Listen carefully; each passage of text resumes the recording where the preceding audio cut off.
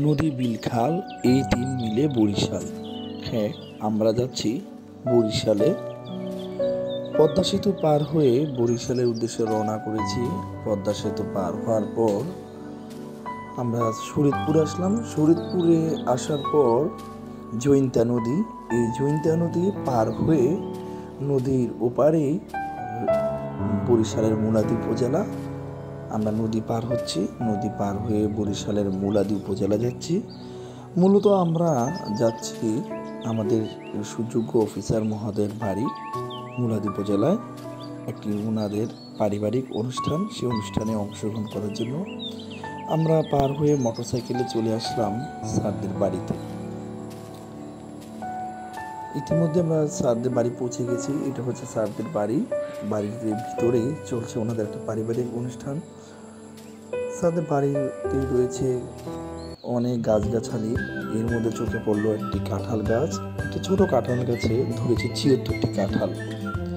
রয়েছে সুবিশাল সুপারি বাগান, সবুজ ঘেরা। বাড়িতে রয়েছে একটি পুকুর, পুকুরের পানিগুলো খুব সুন্দর টলমল করছে। রয়েছে একটি খাতলা, চারপাশে সবুজ আর সবুজ। একটি আদর্শ গ্রাম বলতে যা বোঝায় সেটা হচ্ছে স্যারদের বাড়ি। আমি ঘুরে দেখলাম চতুর্দিকে খুবই সুন্দর সবুজ আর সবুজ। চারপাশে রান্না বান্না চলছে অনুষ্ঠানে। চারকোনা যে আমরা পাত্র দেখতে পাচ্ছি, এই পাত্রে ভাত রান্না হয়। ভাত রান্না করে ভাত ঝরা দিয়ে আবার রাখছেন। প্রায় ১০,০০০ মানুষের আয়োজন। বড় বড় হাঁড়িতে রান্না হচ্ছে গরুর মাংস। হিন্দুদের জন্য রয়েছে খাসির মাংস, ডাল রান্না চলছে। খাবার দাবার কিছুক্ষণ পরেই শুরু হয়ে যাবে। প্যান্ডেলে বিশাল ডেকোরেট করা রয়েছে। খাবার আগে আমি একটু ঘুরে ঘুরে দেখলাম যারা খাবারে সহযোগিতা করবে ভলান্টিয়ার, তাদেরকে লাল এবং সবুজ গেঞ্জি পরিহিত করা হয়েছে। ওনারা যারা খাবার পরিবেশন করবে, শুরুতে তাদেরকে খাওয়ানো হচ্ছে। শুরু হয়ে গেল খাবার দাবারের পর্ব। হাজার হাজার মানুষের ঢল আমি দেখতে পেলাম। লোকজন আসছে এবং একটা বিশেষ এখানকার একটা বৈশিষ্ট্য হচ্ছে বরিশালে দাওয়াত দিলে কেউ মিস করে না। ঘরের সব লোকজনই চলে আসে। ওই দিন মনে হয় আর কারো বাসায় রান্নার হাঁড়িতে বসানো হয় না, সবাই চলে আসে। আন্তরিকতার সাথে সবাই অংশগ্রহণ করে। খাবার দাবারের পর্ব শুরু হয়ে গেছে, অলরেডি খাওয়া হচ্ছে। এখানকার খাবারে একটা বিশেষ একটা জিনিস লক্ষ্য করতে পেলাম, সেটা হচ্ছে মাটির হাঁড়িতে মাংস পরিবেশন করা হয়। এটাতে মাংস পরিবেশন করার কারণ হচ্ছে এতে মাংস গরম থাকে।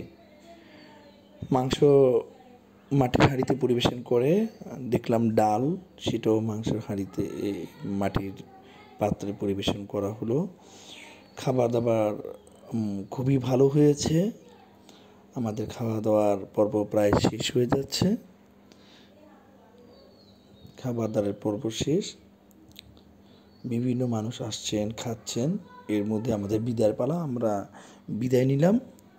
এবার আমাদের যেতে হবে, যাওয়ার সময় হয়েছে। কারণ বরিশাল থেকে মোটরসাইকেলে প্রায় ৫ ঘন্টার পথ, সন্ধ্যা হয়ে যাবে।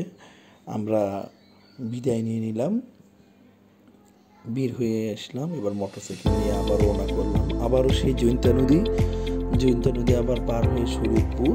তারপরে শরীয়তপুর থেকে আবার মোটরসাইকেলে মুন্সিগঞ্জের উদ্দেশ্যে রওনা করা। জৈন্তা নদী পার হলাম। জৈন্তা নদী পার হয়ে আবার মোটরসাইকেল শুরু করলাম যাত্রা। পদ্মা সেতুতে আবার আসলাম। মাত্র রাত্রি হয়ে গেল।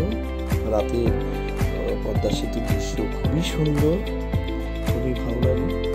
দিনের দৃশ্য এক, রাতের দৃশ্য আরেক। এভাবে আমাদের যাত্রা শেষ হয়ে গেল মুন্সিগঞ্জ থেকে বরিশালের মোটরসাইকেলের জার্নি।